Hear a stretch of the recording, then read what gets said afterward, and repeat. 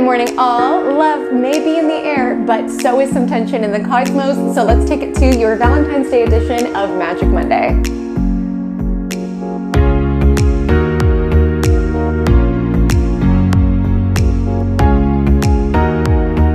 Hi all, my name is Comet. I come to your YouTube screen every single Monday morning for your weekly horoscope forecast. It's posted at 2:30 a.m. PST, 5:30 a.m. EST, and I am so honored for everyone who chooses to start their week with me, or if this is your first time, hello, good morning. Let's chat about this week's astrology. So in this week's astrology, we've got some romantic aspects. Valentine's Day aside, we've got Venus conjoining Mars, which is ramping up the passion and the magnetism. We've got a dramatic Leo full moon, and the sun enters Pisces, really drawing our awareness to the romance in our life, whether it's from one-to-one partnerships or just romance in the beauty of life. But before I get into the thematic astrology as well as day by day, I do want to give a heartfelt thank you to MagicMind for sponsoring this video. Magic Monday, MagicMind, it's a match made in heaven. So I was beyond excited that MagicMind reached out to me because you guys have heard me week after week talk about my journey of weaning off coffee. Normally I start every single Magic Monday with a cup of coffee in my hand, and I will always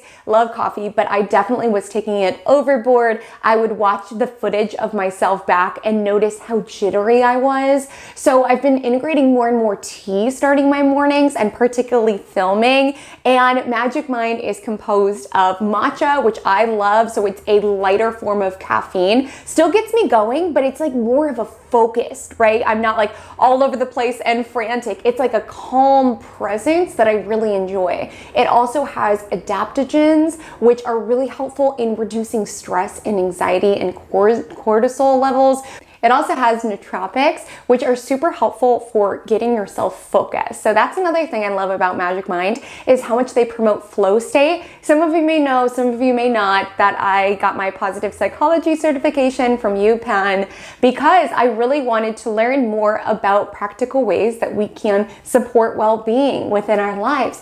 And one of the most important indicators of well-being is how often you are in flow state. So friends, this is when you are in the zone. I experience it when I'm filming or when I'm writing or when I'm really deep into a project, when there is no separation between you and that project. Maybe you feel that when you are playing soccer, when you are running, when you are swimming, when you are at the beach, wherever you experience that flow where there's no separation. So I've been drinking MagicMind once a day for the past 7 days, and I noticed the focused energy on the first day, but on to the 5th day, I was able to enter that flow state. I was checking TikTok much less. I was just able to deep dive into editing. It's so funny. If I'm distracted while editing, it takes 3.5 hours, but I was noticing that yesterday I edited a video in an hour, which is a record for me.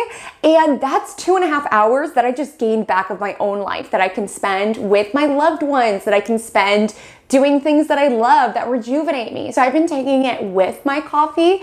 And what's so interesting is that normally I drink about 3 or 4 cups of coffee, but when I take my morning coffee as well as MagicMind, I notice I don't crash and I'm not craving that 2nd and 3rd cup of coffee, and I'm able to sustain my energy and focus all day. So really been loving the effects that it's had on me, and it's not like this insane high. It's a really focused clarity. MagicMind is made of 100% natural ingredients, so it does promote all of these amazing effects within your body, but it's not like some chemically induced reaction. It's all things that are found in nature. I take it as an opportunity to just relax and breathe. It sets the tone for my day to just enter into a little focused, mindful state. So if you have been wanting to wean a little bit more off coffee, you've wanted to reduce some stress, you've wanted to encourage flow state within your body, I highly recommend checking out the link within my pinned comment as well as in the description. You can use code Haley20 to save 20% off. And Magic Monday and MagicMind, what a magical way to start your week. So thank you so much, MagicMind, and cheers everyone. Happy Monday. Whew. Okay, now we are focused, we are dialed in, we are ready for the day. So let's talk about the astrology of February 14th to February 20th. So let's start with the vibe check of the week, which is essentially just my thematic overview of the week ahead. So this week feels like a lover's quarrel. And I'm not just saying that because it's Valentine's Day. There is a lot of really passionate, dramatic energy in the cosmos. We've got a Leo full moon, which is just illuminating all of our suppressed emotions and bringing them out into the fold. And to Leo, life is a show, so we can be a little theatric, a little over the top, a little dramatic. And remember, around full moons, it illuminates emotions that could have been suppressed or that you haven't been dealing with. It brings that all out into the forefront for us to deal with. So there is this energy of it being a lover's quarrel, because with Leo full moon, it almost feels like this energy around all of that tension and all of that heart reaching a boiling point where maybe, there's a fight, maybe you say some things that you didn't necessarily mean. And then when the moon enters Virgo, sort of like the full moon hangover, there's this sensation around, oh, I was way too much. Oh my gosh, that was so over the top. Why did we get into that screaming match just about where to go to dinner? But there is a return back to harmony. We've got Venus conjoining Mars, so we're just feeling more passionate. It's a steamy week in the cosmos, hence the lover's quarrel description. So let's break it down day by day, and furthermore, how you can use this energy within your life.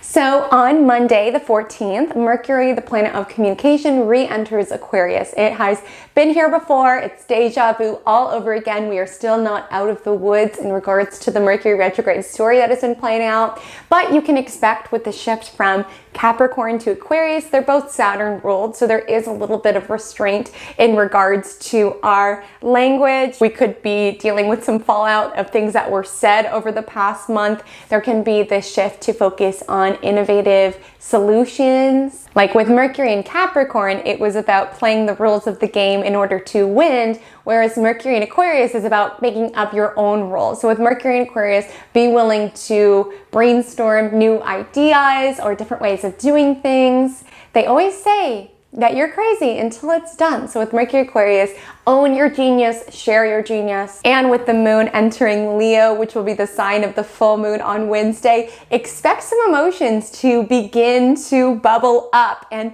Leo doesn't do one thing in this life understated. Everything is big and dramatic and heartfelt. And that's why we love Leo. I'm not coming for Leos. There's this beauty in their passion, but they don't do lukewarm. They are either fully in or fully out. Leo rules the heart space, which is why they are such generous, giving people. But when it comes to their own, emotions, or with this Leo full moon, it's like, we're not just gonna feel something a little bit, we're feeling it to we're feeling it to the maximum. We're feeling these really big, really powerful emotions, even if it might be out of proportion. Maybe the lover's quarrel was all derived because you guys couldn't figure out where to go to dinner, but it can be bringing up other things to the surface around, oh, I'm so frustrated, I have to take the lead. Every time I suggest a place, she shuts it down, he shuts it down, like simmering other tensions and other conflicts. So I would just prepare to feel a little bit more emotional, feel those emotions a little bit more intensely. Some people will be feeling this Leo full moon and really just want to party, really just want to celebrate life. I mean, Leo is our heart space for better and for worse. So we can use our heart to really pour love into the people around us, to really be creative, to celebrate life. But we'll get into this, but with the Leo full moon, Venus conjunct Mars happens the same day. So there does seem to be some tensions bubbling up. But for some of you, not every full moon is created equally for every single person. Some people are more sensitive to certain full moons than others. So for you, you could just be in the mood to celebrate and to make a big deal out of life. It's like you're going to dinner. Why not dress to the nines? Oh, you need new photos for Instagram? Why don't you and your friend go off and make a big deal out of it? Do a whole photo shoot. There is a desire to make it bigger, make it better, make it more dramatic. It's the Leo way. And the only aspect that day is that the Leo moon will trine Chiron in Aries. So it can be a day of feeling more empowered, more confident with the person that you are, even with your wounds or even with your insecurities. On Tuesday the 15th, the stew is stewing, or the tension is stewing within the cosmos, as that Leo moon will oppose Saturn in Aquarius and square Uranus in Taurus. So Saturn in Aquarius is trying to tell the Leo moon, you're too much, calm down, relax. And Leo moon's like, I will not relax. I mean, what makes you more mad in a fight when someone says, relax, calm down?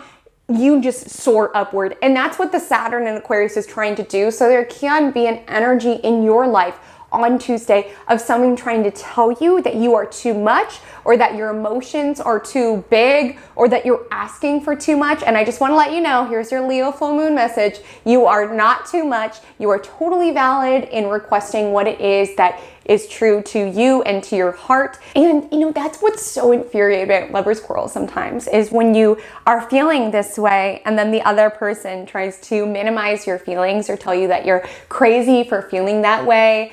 The relationship I'm in now is with a fellow Pisces, so obviously a lot of emotions, but it's been really wonderful to see my emotions validated. Like, one thing he has told me, and it's been such a shift from past relationships, is like when I'm upset about something and I'm like trying to justify and rationalize it, he's like, you don't need to rationalize about it. Like, if it upset you, then that's something that shouldn't be happening within this world. You don't need to quantify and justify it in point A and point B about all of the reasons why this is logic to be feeling this way or illogical. You felt that way. Let's change the situation so that you do not feel that way any longer. And I was like, oh.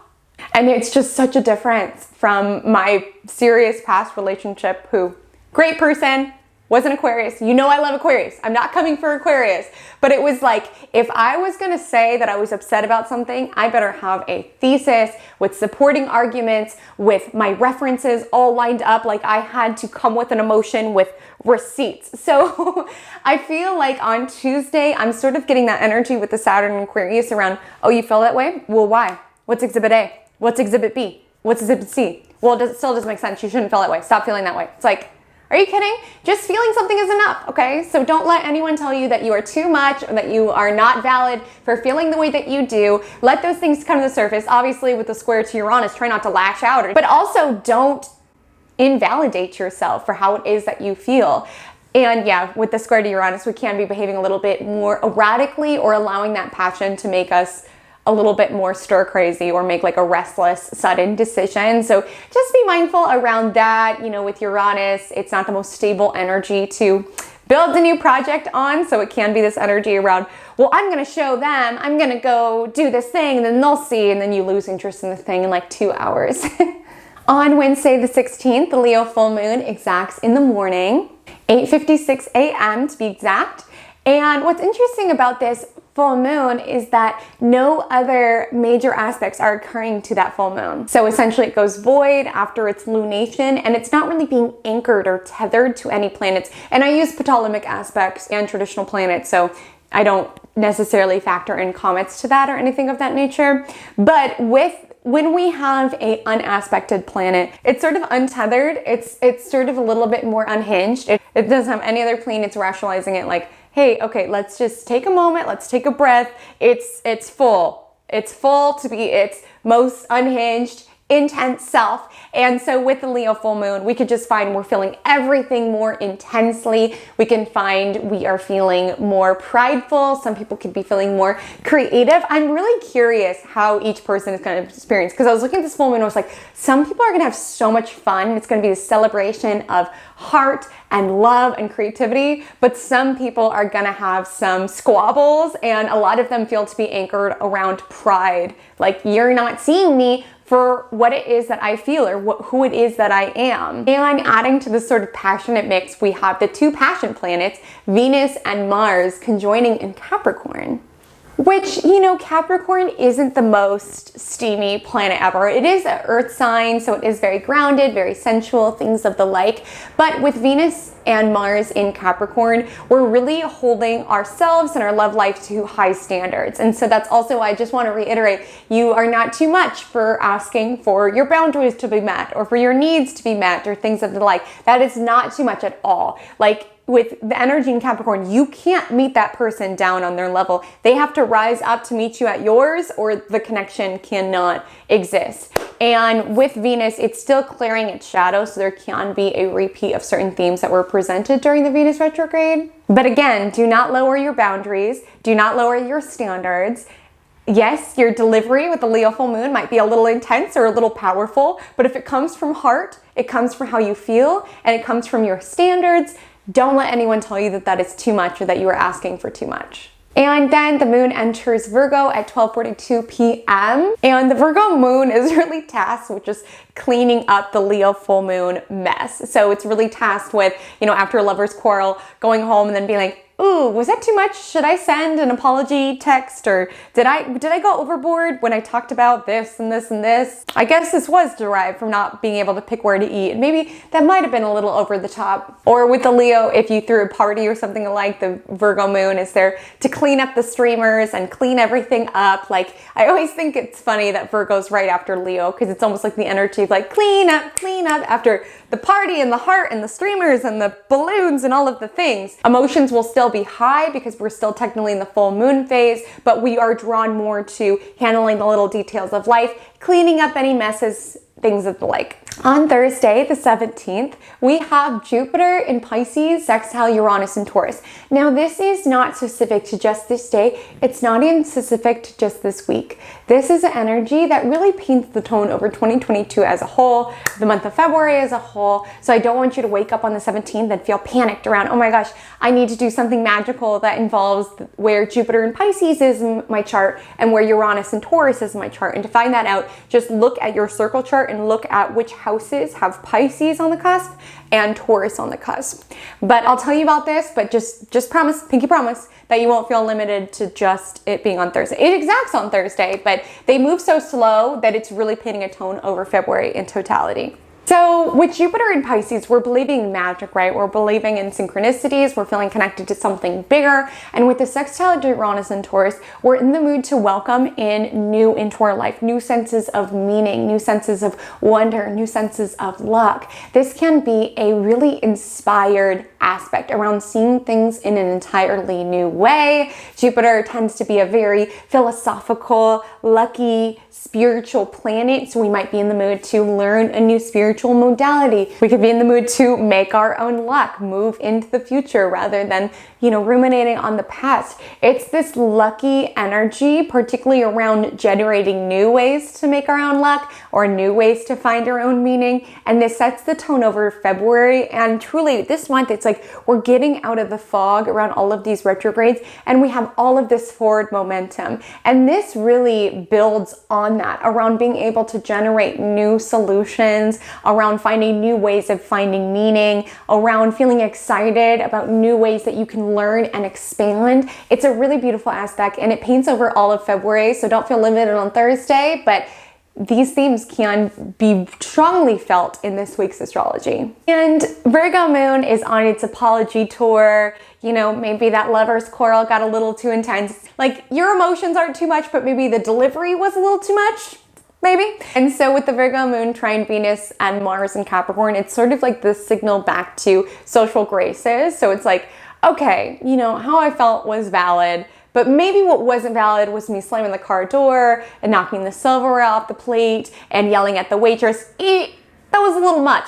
And with the Virgo moon trining Venus and Mars in Capricorn, it's bringing our awareness back to our social standing, things of the like that moment when you realize you had this blowout fight, with your lover, and then in 2 days' time, you're posting like an Instagram picture, like, my person, love you forever.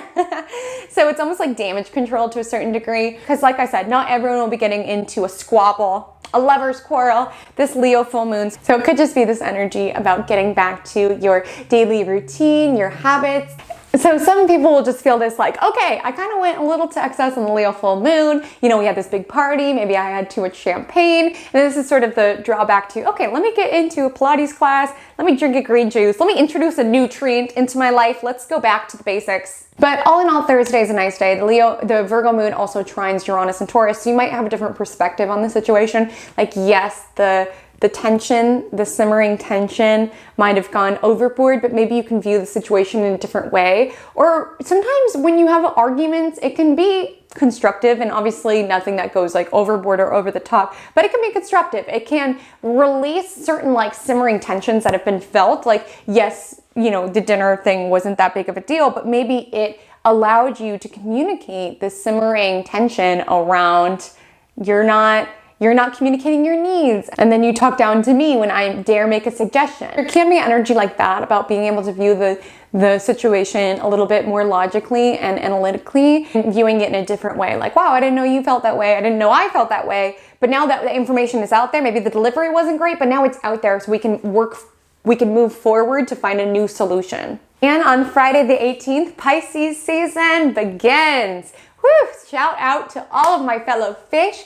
We adore you for your compassion, for your ability to give and to feel for other humans, for your creativity, for your connection to source. I adore you. I'm one of you. So shout out to all of my fish out there. And with the sun in Pisces, there really is this illumination around what it is that we believe in, what it is that we feel connected to. I always say this, but a Pisces who doesn't have anything to believe in is like a fish out of water. Very uncomfortable, because the energy of Pisces is about infusing our reality with that belief in what is not tangible and what is not visible, but is just as real. That's why Pisces are always bridging the gap between what's imaginary and what's real, because that's part of our role here, is to have faith in what is not seen, to be able to infuse magic into the mundane, to believe in something bigger. So friends, this Pisces season, whatever it is that you experience, that flow state, that connection to something bigger, that merging into your belief, I encourage you to find it, whether that is a meditation class, whether that is you spending time in nature, whether that's at a church, whether it's praying, whether it's meditating. You can find that feeling of connection and faith in a myriad of ways. But with Sun in Pisces, it really draws our awareness to our spiritual reality as we close out the zodiacal year. The new year begins when the sun enters Aries. And on Friday, with the sun entering Pisces and we've got the moon opposing Neptune, I wouldn't expect to be too terribly productive. Think of a flopping fish. You don't know where exactly it's going to go. That's what I think of Pisces energy is. It's like it can be so inspired. It can create the most magical things when it is in the flow, but you don't know where it's going to go. So it could be like, I really need to edit this essay, but then all of a sudden you're super inspired to clean out your closet or to write a haiku. And it's like, at the end of the day, you have this beautiful haiku, but it's like, that's not what I intended. So Friday, I wouldn't shelve anything too terribly important. It's a really great day to feel connected to source energy, to leave some space for muse to speak to you. Don't try to have a really strict to-do list. And that's going to be hard for the Virgo moon, so just satiate its anxiety. I'm telling you, flow state, when you're in the zone, even the Virgo moon will stop, annoying you. And then the Virgo moon will trine Pluto and Capricorn around 3 p.m. So you can notice you're really getting in the zone, really, really focused. But again, it's what muse inspired you to do, or what inspiration sort of called. And then the moon will be void until it enters Libra that evening. 7:51 p.m. to be exact. And then the sun will be in Pisces, the moon in Libra. I mean, what a romantic combination. On Saturday the 19th, really great day to talk it out. You're really going to be able to see the other person's side. If there's been any squabbles or arguments over Mercury retrograde, or maybe that Leo full moon, still dealing with that fallout, Saturday is a really great day. It's a great day for connection in general. The Libra moon's in the mood to find harmony and balance with other humans. With trine to Mercury in Aquarius, we're able to generate new ideas of solving old problems within our connection, as well as just being harmonious. So this was a great day to hike, grab coffee with a friend, whatever it is that makes you feel connected to someone else. The Libra moon does oppose Chiron and Aries, so there can be this sensation of a triggering within that conversation. So it's like generating new ideas, but then while you're discussing it, it's like the person is like, okay, this is how we're not gonna get in those blowout fights where you slam the car door. And it's almost like this triggering around, am I dramatic? Am I too much? Or for you could just be experiencing it in terms of wanting to be the most likable version of yourself. And with the opposite to Chiron and Aries, it's like, why am I this way? Why do I talk so much or talk so little or things of that nature? With the Libra moon, we're in the mood to connect. And with the opposition to Chiron and Aries, there might just be this sensation around, I'm not likable enough, or why am I too this or not enough this, so on and so forth. You're not to anything, okay? You are a cosmic work of art. Your chart is a masterpiece. That's why I am in love with the fact that I do this for a living and get to convey people's charts and it's art to them. On Sunday, the Libra moon is sort of beefing with all of the Capricorn placements, Venus, Mars, and Pluto to be exact. It wants to find harmony, but all of the Capricorn placements want to find success. This could be for some people, maybe you want to spend time with your partner, they have to work on a project, or you have to work on a project and your partner wants to spend time with you. There's almost like this clash between wanting to have harmony and partnership and feeling really close to someone else, but also wanting to build these projects or what it is that you're working on, or build your career, build your prestige with all of the Capricorn placements. Like, we've got a lot of the cosmos in Capricorn right now. So a lot of us are really focused on building tangible results. And with building tangible results, and all planets are direct, they're not out of the shadows quite yet, but it is positive momentum. Here's your green flag around building what it is that you are passionate about or what it is that you want to work on. And it doesn't have to be this conflict, because obviously when Pisces season, which is about our spiritual realm or spiritual connection, and it doesn't need to be this conflict between our physical reality. Like, okay, how do I pursue my career goals while also feeling spiritually connected? A lot of times they can feed one another, in that when you feel dialed in with your purpose, you're able to show up for your tangible work in a brand new way. So the Capricorn placements are making harmonious aspects to the Pisces placements as we continue on in Pisces season. So I don't want you to think that those are mutually exclusive. They can blend together, and they will. So I'm so excited to see what you create. Friends, thank you so much for tuning in. Remember, you can take 20% off MagicMind when you use code Haley20. And I want to thank you all if you watch Magic Monday. I know this is the first sponsor I've had for Magic Monday since I've been doing this for about 2 years, about 1 year on YouTube and then a year prior on IGTV. And it does take, I love it. It truly is a labor of love, but it does take a long time to film and to edit. It just really helps me in continuing to create this content for you all. So I just want to thank you from the bottom of my heart for being patient with that. Hi all, I forgot to do my Magic Monday mantra of the week. So this week's mantra, in honor of the passionate Leo full moon as well as the passionate Venus conjunct Mars, we need a passionate mantra, right? So today's Magic Monday mantra of the week is I do all things with heart. And coincidentally, not planned at all, I was editing in my little heart of gold shirt.